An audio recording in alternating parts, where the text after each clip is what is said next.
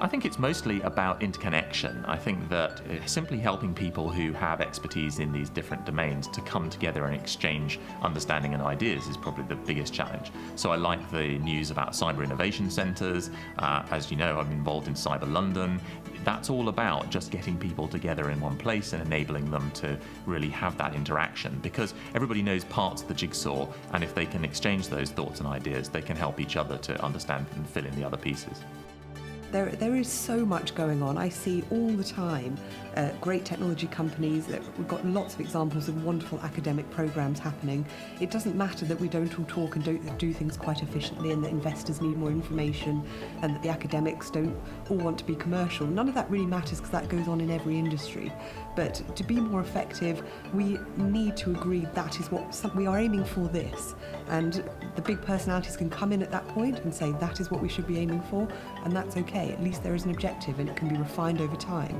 So we've had a great point made about moving from analog to digital. I think we need to do things perhaps to build on the successes we've seen already. Things like the CSIT Centre in Belfast, which is a joint EPSRC, Innovate UK, IKC, and Innovation Knowledge Centre. That model seems to work very, very well.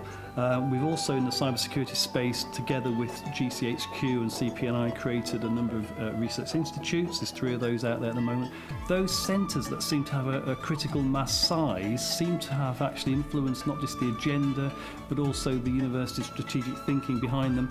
And then, because of the critical mass size and their interdisciplinary approach, the penetration they've got, and the fact that they can then act as a platform to engage with industry, users, policymakers, whatever, can actually then seem to make that much more of a step change, the mold-breaking change that's needed to sort of catalyse the sort of science base, if you like, the stuff coming out of the science base into sort of perhaps more exploitable forms.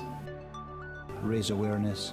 First line of defence is often our people and our staff in organisations, so if they're more aware of clicking on rogue links or whatever, then that's a good first step.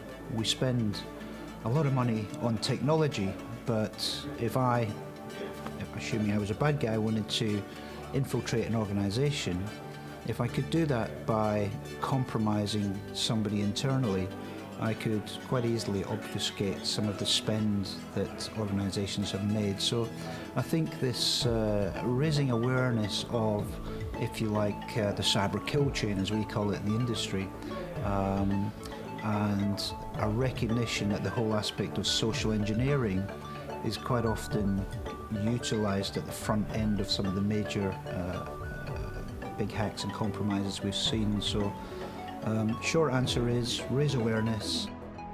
To innovate in this space, I think we need to bring the various institutions, the academia, trying to get them to work more closely with industry, and I think workshops such as this is a great step forward in terms of making that happen.